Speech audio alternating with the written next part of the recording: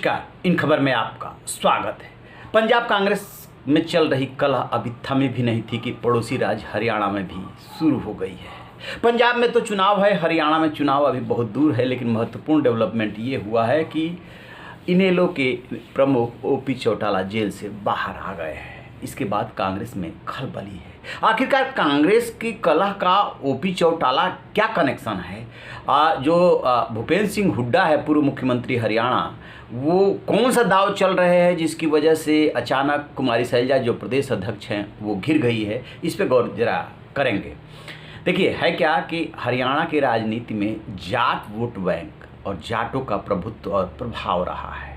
जब ये जाटों का प्रभाव बहुत ज़्यादा बढ़ता है, स्वाभाविक सी बात है, दबंग भी पड़ते हैं, तो जो गैर जाट है वहाँ भी नेतृत्व उभरने लगता है और वहाँ से भी वार होने लगता है।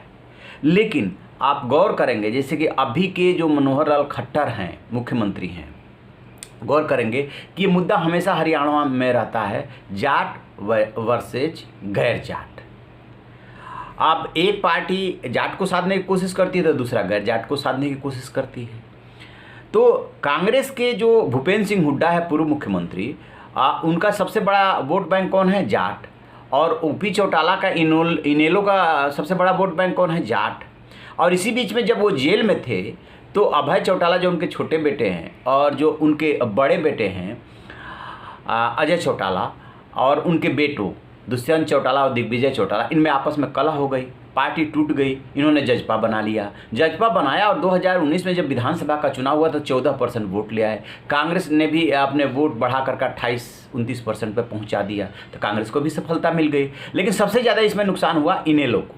2000 से अब तक के विधानसभा चुनाव में मिले मत पे गौर करेंगे तो पाएंगे कि 2000 में इनेलो को 29% वोट मिले थे और कांग्रेस को 31%। लेकिन बीजेपी के साथ गठबंधन की वजह से इनेलो ने सरकार बनाई।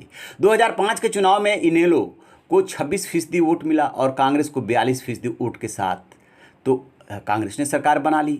2009 के विधानसभा चुनाव में कांग्रेस का मत प्रतिशत घट गया और उसे 35% वोट मिले, लेकिन इनेलो को तब भी लगभग 26% वोट मिले। 2014 के चुनाव में मोदी लहर के बीच बीजेपी ने पूर्ण बहुमत की सरकार बनाई, लेकिन तब भी इनेलो का वोट बैंक नहीं हिला, उसे 24% वोट मिले, कांग्रेस को 20%। इन्हीं सब चुनाव में ओम प्रकाश चौटाला ने इनेलो के कमान संभाल रखी थी। लेकिन 2019 के विधानसभा चुनाव से पहले चौटाला परिवार में हुई फूट और जेजेपी का जन्म हुआ। जब नतीजे आए तो पता चला कि इनेलो से निकल गई आगे जेजेपी, 14% वोट मिले, कांग्रेस का मत प्रतिशत 20 से 28% पहुंच गया, जबकि 2014 के मुकाबले बीजेपी को भी 3% ज़्यादा वोट मिले।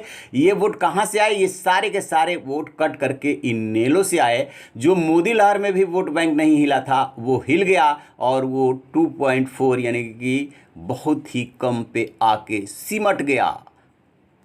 अब ये माना जा रहा है कि जैसे ही ओपी चौटाला बाहर आए कि वो अब जाटों की राजनीति करेंगे, प्रदेश में घूमेंगे तो किसका वोट काटेंगे?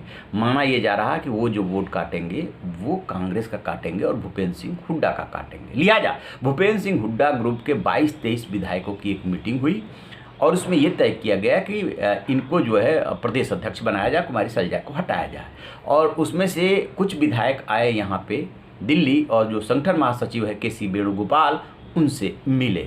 उनसे ये तो नहीं कहा कि भूपेंद्र सिंह हुड्डा को बना दीजिए और कुमारी शैलजा को हटा दीजिए, लेकिन उन्होंने ये दबाव जरूर बनाया कि जो भी डिस्ट्रिक्ट कमेटियां बने, ब्लॉक कमेटियां बने, प्रदेश में परिवर्तन हो, उसमें विधायकों को तरजीह दी जाए। तो उन्होंने अपना मैसेज कन्वे कर दिया। अब क्या है कि इस बीच कुमारी शैलजा भी जो है वहाँ के प्रभारी है विवेक बंसल, उनसे भी मिली, के सी वेणुगोपाल से भी मिली और कहा जाता है कि राहुल गांधी और सोनिया गांधी से भी मिली है। तो कुमारी शैलजा जो है वो 10 जनपद के नज़दीक है और ये भूपेंद्र सिंह हुड्डा भी जब 2 टर्म रहे तो निश्चित रूप से भी इनकी भी नज़दीकी है। लेकिन वो जिस तरीके से क्षेत्रीय छत्रप या मजबूत नेता के रूप में जब उभरने लगते हैं, बीजेपी हो या कांग्रेस हो, तो फिर हाईकमान को दिक्कत होने लगती है। वो चाहते हैं अपने हिसाब से प्रदेश अध्यक्ष ताकि उनके हिसाब से चले। भूपेंद्र सिंह हुड्डा स्वाभाविक रूप से अपने चलाना चाहते हैं। भूपेंद्र सिंह हुड्डा पे एक और आरोप ये है कि उन्होंने ओम प्रकाश चौटाला को जेल भिजवाने में बहुत बड़ी भूमिका निभाई। तो अभी पिछले दिनों जब टग ऑफ वार शुरू हुआ तो उनके विधायकों ने 7 सवाल पूछे, बताया कि भाई आप बताओ ना कि हम कहाँ जेल भिजवाए हैं, हमारा इसमें क्या रोल है? इसमें तो अदालत का रोल है। खैर, तो जो खलबली का कारण है वो ओपी चौटाला है निश्चित रूप से, लेकिन भूपेंद्र सिंह हुड्डा ओपी चौटाला के बहाने बहुत बड़ा दाव खेलना चाहते हैं कि कुमारी सैलजा को हटा। अच्छा, कुमारी सैलजा से उनकी कभी नहीं पटी, अशोक तंवर जो चले गए उनसे कभी नहीं पटी, तो वो वर्चस्व की लड़ाई है। तो उन्हीं चौटाला की आड़ में ये दाव चला गया है। अब दाव कितना सक्सेस होता है, क्योंकि अभी तो 19 में चुनाव ही हुआ है, तो स्वाभाविक रूप से 2024 में विधानसभा का चुनाव होगा। लोकसभा चुनाव के बाद वहाँ का विधानसभा चुनाव ड्यू हो जाता है। तो इस हिसाब से ये राजनीति चल रही है। अब देखना ये है कि पंजाब के साथ साथ हरियाणा में जो कलह शुरू हुई है ये क्या गुल खिलाती है, इस पर हमारी नज़र रहेगी। और जैसे कोई अपडेट मिलेगा आपसे साझा करेंगे। आप रहिए ना बेखबर, देखते रहिए इन खबर। Thank you.